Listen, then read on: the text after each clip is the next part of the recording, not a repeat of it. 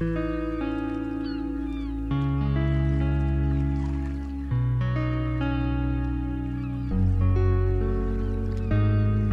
cette vidéo, nous allons nous mettre à la place d'un opérateur touristique, privé par exemple, qui veut savoir ce qu'il doit faire pour améliorer la durabilité d'une nouvelle activité ou d'une activité déjà en cours. Avant d'aborder en détail les méthodes d'action citées dans la vidéo précédente, nous allons donc nous pencher, dans un premier temps, sur le contenu de cette action. La question que l'opérateur touristique va se poser est « Comment savoir si une activité est durable ?» En utilisant la définition du développement durable, il va se demander si son activité répond aux besoins d'aujourd'hui sans compromettre ceux des générations futures. Il va réfléchir à cette question d'un point de vue environnemental, social et économique, et il va même penser à la gouvernance. Une façon de concrétiser cette question est de se demander si tous les opérateurs touristiques font comme moi, est-ce que cela tient debout? Qui sont tous les autres? C'est d'abord tous les autres dans le temps, mes enfants et les enfants de mes enfants. Mais c'est aussi tous les autres sur la planète, les Chinois, les Indiens, les Africains, mes collègues. On retrouve ici les deux caractéristiques essentielles du développement durable, le long terme et l'aspect planétaire. La question « si tout le monde fait comme moi » revient à se demander si l'action touristique que je fais ou que je vais faire est généralisable dans le temps et dans l'espace. Cette question, il est important de se la poser au niveau environnemental, social et économique. Ceci est la structure que l'on appelle le test de durabilité. Ce test permet de voir jusqu'à quel point une action est généralisable dans le temps et dans l'espace. Concrètement, savoir si c'est généralisable, c'est savoir si les générations actuelles transfèrent suffisamment de capital aux générations futures pour qu'ils puissent répondre à leurs besoins, et ce de manière équitable entre les humains. En effet, si les générations futures disposent équitablement de plus de capital que ce que nous avons hérité de nos parents, alors cet accroissement de capital devrait leur permettre de répondre à leurs besoins. Vérifier que l'on transmet équitablement plus de capital, c'est donc vérifier qu'une action est généralisable. Selon l'OCDE, les capitaux économiques, sociaux et environnementaux se déclinent en sous-capitaux. Pour chaque sous-capital, il faut vérifier que le niveau transmis est supérieur d'une génération à l'autre. Reconnaissons que transmettre pour l'ensemble des sous-capitaux un niveau supérieur est un idéal rarement atteint. En résumé, ce tableau, le test de durabilité, va, une fois rempli, permettre de quantifier le niveau de durabilité auquel une action touristique arrive. Dans notre recherche d'augmenter globalement la somme des capitaux, il est bien sûr possible de réduire certains capitaux pour en augmenter d'autres. Lorsque le capital environnemental est réduit au profit de l'augmentation des autres capitaux, ce qui est fréquemment le cas du tourisme, on parle de durabilité faible. La durabilité faible a toujours été la règle. L'enjeu du tourisme durable, c'est de faire de la durabilité forte. Pour y parvenir, l'idée est de conserver, ou du moins de ne pas trop détruire le capital environnemental.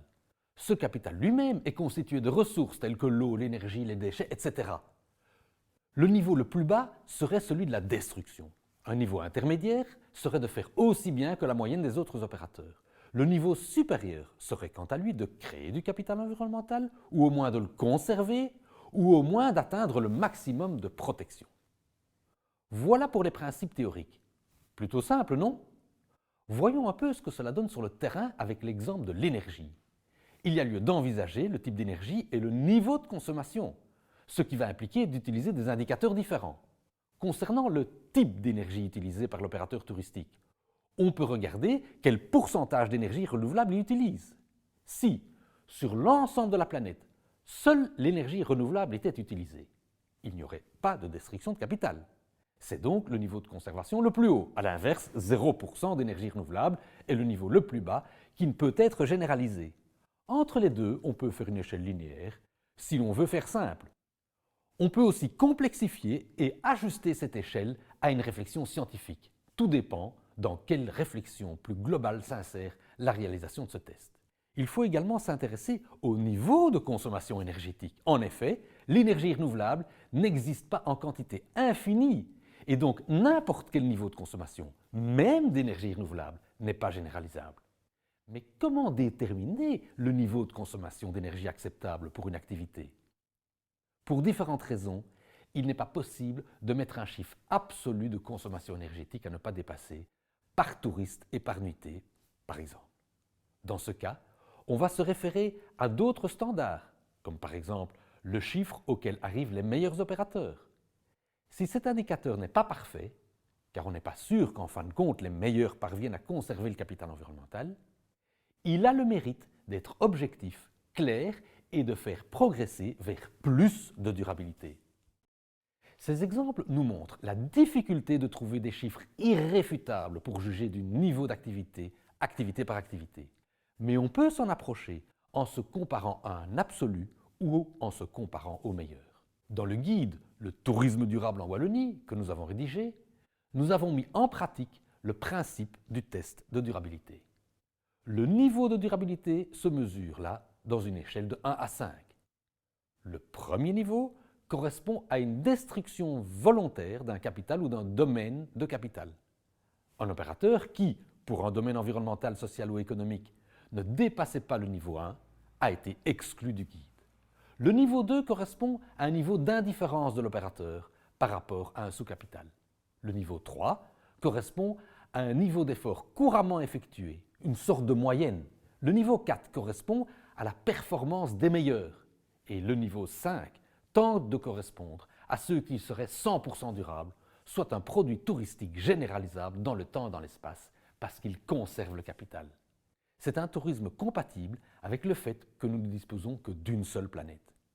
Vous voyez ici le résultat d'un test d'une activité concrète d'un opérateur touristique wallon.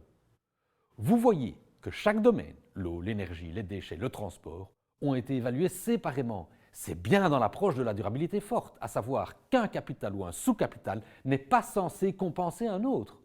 On voit que cet opérateur est notamment excellent dans le domaine de l'eau.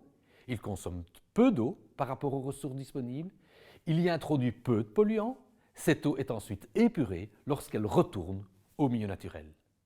Sous cette vidéo, vous trouverez des liens vers différents tests de durabilité.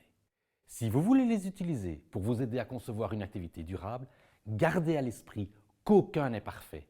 De plus, vous devrez adapter chaque test aux enjeux de votre territoire pour les domaines qui en dépendent. N'hésitez pas à les tester, à les adapter et à partager vos expériences, notamment sur la page Facebook.